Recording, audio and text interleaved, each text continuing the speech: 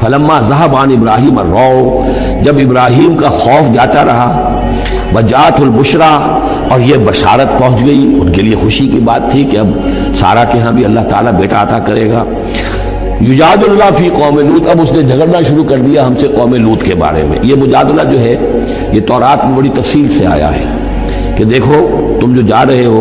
اگر اس شہر کے اندر، ان بستیوں کے اندر 50 آدمی بھی راست باز ہوں گے تو کیا کرو گے؟ کیا پھر بھی ہلاک کر دو گے؟ فرشتوں نے کہا نہیں، اگر 50 آدمی وہاں ہوئے، اگر راست باز ہوئے تو ہم ہلاک نہیں کریں گے۔ اچھا دیکھو، میری کوئی حیثیت نہیں ہے، میں بہت ناچیز ہوں، لیکن میں پھر جرأت کرتا ہوں، میں اللہ سے عرض کرتا ہوں کہ اچھا ہو سکتا ہے 40 ہوں وہاں پر، تو پھر اچھا 40 بھی ہوئے تو پھر ہم ان کو بھی پھر چھوڑ دیں گے، بستیوں کے اوپر عذاب نہیں آئے گا۔ ہوتے ہوتے 5 پہ آ گئے، جس پہ کہ آخر میں کہا گیا کہ اے ابراہیم چھوڑو اب اس بات کو، اب یہ تمہارے رب کا فیصلہ آ چکا۔ وہاں ایک بھی نہیں ہے، تم 5 کی بات کر رہے ہو۔ وہاں تو سوائے حضرت لوط علیہ السلام کے خود اور ان کی 2 بیٹیوں کے اور کوئی بھی نہیں تھا کہ جو ان شہروں میں سے بچا ہو۔ تو یجادلنا فی قوم لوط، اب وہ قوم لوط کے بارے میں ہم سے جھگڑنے لگے، یعنی چونکہ وہ حلیم الطبع تھے، طبیعت میں نرمی تھی، وہی جو حضور کی طبیعت میں بھی تھی، حضرت ابو بکر کی طبیعت میں بھی تھی، اس وجہ سے انہوں نے کہا کہ عذاب سے بچنے کی کوئی شکل ہو سکے۔ ان ابراہیم لحلیم اواہ منیب، 3 الفاظ جمع کر دیے گئے۔ یقیناً ابراہیم بہت ہی حلیم بھی تھا، بہت ہی نرم دل تھا، اور بہت ہی اللہ کی جناب میں رجوع کرنے والا تھا۔ یا ابراہیم عارضا ھذا، تو اب کہا گیا ان سے کہ ابراہیم اب چھوڑیے، اب اس بات سے آپ ذرا قطع تعلق کیجئے۔ انہ قد جاء امر ربک، یہ تو اب آپ کے رب کا فیصلہ آ چکا ہے۔ وَإِنَّهُمْ آتِيهِمْ عَذَابٌ غَيْرُ مَرْدُودٌ، اب ان پر وہ عذاب آ کر ہی رہے گا جسے لوٹایا نہیں جا سکے گا۔ وَلَمَّا جَاءَتْ رُسُلُنَا لُوطًا سِیءَ بِهِمْ وَضَاقَ بِهِمْ ذَرْعًا، تو جب آئے ہمارے یہ فرشتادے بھیجے ہوئے، ہمارے یہ پیغامبر، یہ فرشتے لوط کے پاس، سِیءَ بِهِمْ، تو وہاں پر یہ بھیجے گئے تھے بہت خوبصورت لڑکوں کی شکل میں، اور ان کے ہاں جو تھا معاملہ آپ کو معلوم ہے کہ جو عبرت پرستی ان کے ہاں تھی اور جو سوڈمی تھی، تو یہ لڑکے خوبصورت آ گئے تو اس قوم کے لیے، تو ان کے لیے جشن ہو گیا کہ ہمارے لیے شکار آ گئے ہیں بہت اچھے، لوط کے ہاں بڑے عمدہ شکار پہنچے ہیں، لہذا وہ سب غول کے غول اب آ رہے ہیں، حضرت لوط علیہ السلام کے گھر پر چڑھائی کر رہے ہیں۔ تو جب ہمارے یہ فرشتادہ، ہمارے یہ جو نوجوان لڑکوں کی شکل میں جن کو بھیجا گیا تھا فرشتوں کو، جب پہنچے حضرت لوط کے پاس، سِیءَ بِهِمْ، وہ ان کو دیکھ کر بہت غمگین ہوا کہ یہ بڑا میرے لیے، وَضَاقَ بِهِمْ ذَرْعًا، ان کا دل بڑا تنگ ہوا، وَقَالَ هَذَا يَوْمٌ عَصِیبٌ، اور انہوں نے کہا میرے لیے بڑا سختی کا دن آ گیا ہے، میرے پاس اتنی طاقت نہیں ہے کہ میں ان بدبختوں کا مقابلہ کر سکوں، اپنے ان مہمانوں کو ان کی دست برد سے میں بچا سکوں۔ اور وہ لوگ جو ہیں جانتے تھے جس قسم کی خبیث ان کی تباہی ہو چکی تھی کہ وہ کسی اپیل اور کسی دلیل سے باز آنے والے نہیں ہیں، تو اس سے ان کے دل کے اندر جو ہے وہ ایک عجیب کیفیت پیدا ہوئی۔ سِیءَ بِهِمْ وَضَاقَ بِهِمْ ذَرْعًا وَقَالَ هَذَا يَوْمٌ عَصِیبٌ وَجَاءَهُ قَوْمُهُ يُهْرَعُونَ إِلَیْهِ، اور اب آئی اس کی قوم اس کے پاس والہانہ دوڑتی ہوئی، بڑے خوشی سے ناچتے ہوئے آ رہے ہیں کہ آج تو ہمارے لیے جو ہے وہ بہت ہی عمدہ شکار پہنچ گیا ہے۔ وَمِن قَبْلُ كَانُوا يَعْمَلُونَ السَّیِّئَاتِ، وہ پہلے ہی سے ان گندے کاموں کے اندر ملوث تھے۔ قَالَ يَا قَوْمِ هَؤُلَاءِ بَنَاتِي هُنَّ أَطْهَرُ لَكُمْ، حضرت لوط نے فرمایا کہ دیکھو میری قوم کے لوگوں، میری بیٹیاں موجود ہیں، وہ تمہارے لیے بہت پاکیزہ ہیں۔ اس کے 2 معنی کیے گئے، ایک تو یہ کہ بیٹیوں سے مراد ہے کہ جو تمہاری بیویاں ہیں وہ میری بیٹیوں کے مانند ہیں۔ نبی جو ہوتا ہے وہ گویا کہ قوم کے لیے والد کی جگہ ہے، جیسے کہ قرآن مجید میں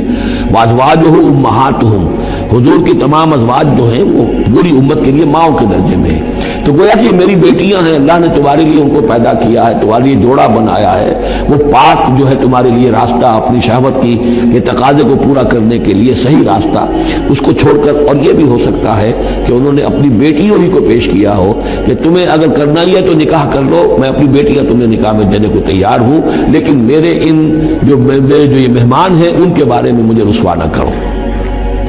قال یا قوم هؤلاء بناتی هن اطہر لکم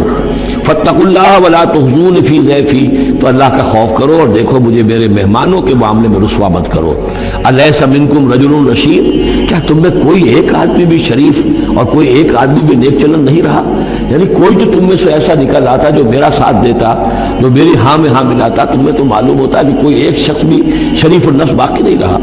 قالوا لقد علمت ما لنا فی بناتک من حق، انہوں نے کہا کہ لوط تمہیں خوب معلوم ہے تمہاری بیٹیوں پر ہمارا کوئی حق نہیں ہے۔ اس سے معلوم ہوتا ہے وہ دوسری ہی بات ہی زیادہ راجح ہے۔ وَإِنَّكَ لَتَعْلَمُ مَا نُرِيدُ، اور تم خوب جانتے ہو جو ہم چاہتے ہیں، یعنی باتیں مت بناؤ، ہماری توجہ جو ہے ادھر ادھر لے جانے کی کوشش نہ کرو، تم جانتے ہو ہم جو چاہتے ہیں، جس کے لیے ہم حاضر ہوئے ہیں، جس کے لیے ہم پہنچے ہیں۔ قال لو ان لی بکم قوتا، انہوں نے کہا کاش کہ میرے پاس تمہارے مقابلے کے لیے کوئی طاقت ہوتی، او آوی الی رکن شدید، یا وہ کوئی قلعہ ایسا ہوتا جس میں مضبوط میں جا کر پناہ لے لیتا اور تم سے اپنے آپ کو اور اپنے مہمانوں کو بچا لیتا۔ یہاں ہے اصل میں حضور صلی اللہ علیہ وسلم کی ایک حدیث میں الفاظ آئے ہیں، یرحم اللہ لوطا لقد کان یاوی الی رکن شدید، اللہ تعالیٰ رحم فرمائے لوط پر، وہ ایک مضبوط قلعے میں تھے، اللہ تعالیٰ کی حفاظت انہیں حاصل تھی، لیکن یہ کہ اس وقت جو صورت بن گئی تھی ان کے لیے، جیسے جب جادوگروں نے جو اپنے انچھر پھینکے تھے اور وہ بھی بن گئے تھے فرعون کے دربار میں، وہ بھی شکل اختیار کر لی تھی انہوں نے سانپوں کی، تو حضرت موسیٰ پر بھی وقتی طور پر خوف طاری ہو گیا تھا۔ تو بدبنائے طب بشری خوف کا ہو جانا یہ کوئی نبوت کی عصمت کے منافی نہیں ہے۔ تو یہاں پر بھی اللہ تعالیٰ کی حفاظت تھی، اور جیسا کہ آیا فرشتوں نے پھر ذرا سا ایک ہاتھ ہلایا اور سب کے سب اندھے ہو گئے، وہ اس طرح کا معاملہ تفاصیل تورات میں ہے۔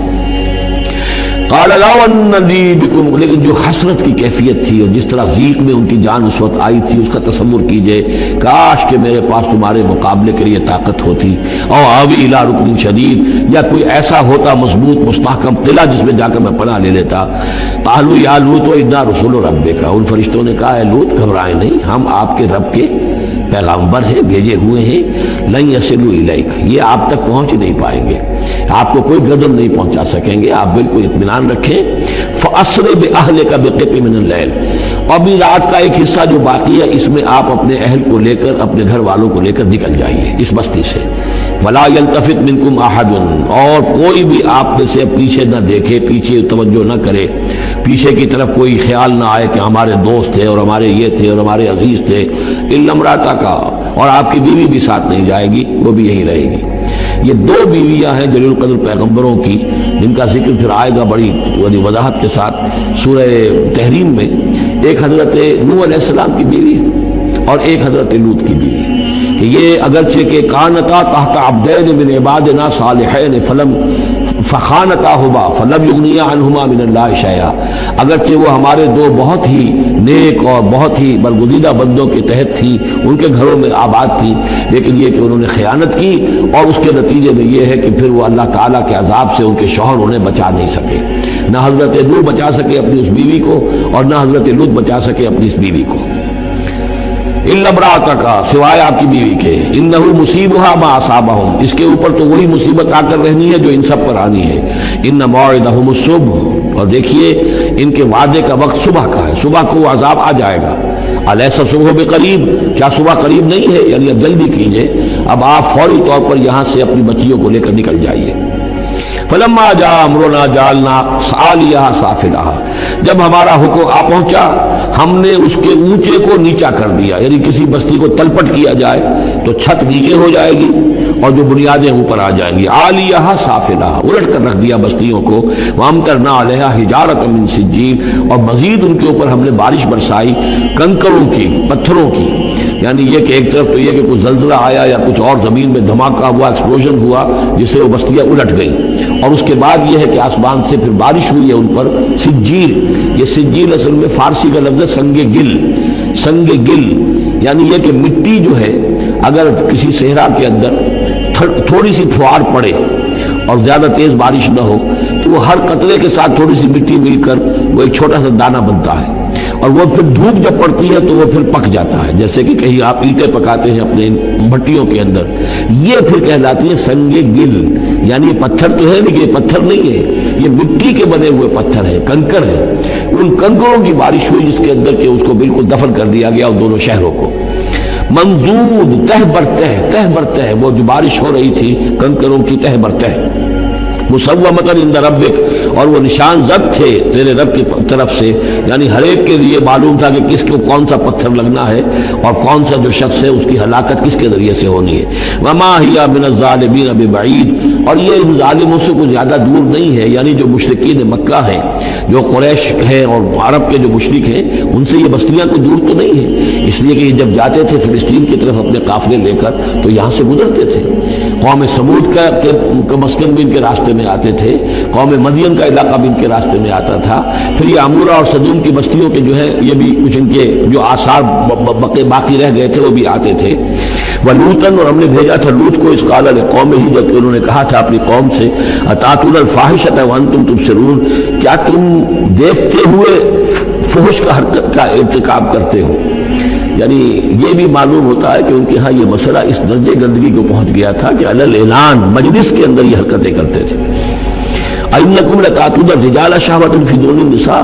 کیا تم مردوں کی طرف رخ کرتے ہو شہوت کے ساتھ عورتوں کو چھوڑ کر؟ بل انتم قوم تجہلون، لیکن تم تو واقعۃ یہ کہ بہت ہی جہالت میں مبتلا ہو چکے ہو۔ فما کان جواب قومہ، تو نہیں تھا اس کی قوم کا جواب، الا ان قالوا، مگر یہ کہ انہوں نے کہا، اخرجوا آل لوط من قریتکم، نکال باہر کرو لوط والوں کو، لوط کے گھر والوں کو اپنے شہر سے، انہم اناس یتطہرون، یہ تو بڑے پاک باز لوگ ہیں، بڑے طہارت اور بڑی پاکیزگی رکھنے والے لوگ ہیں۔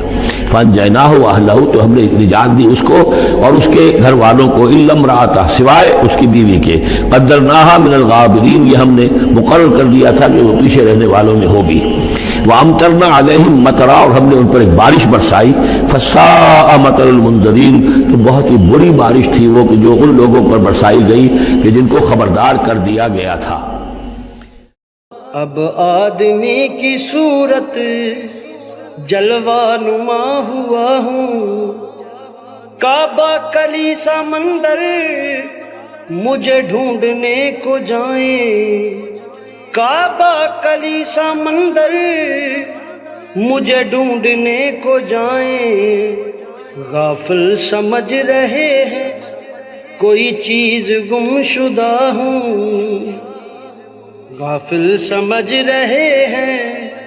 کوئی چیز گم شدہ ہوں۔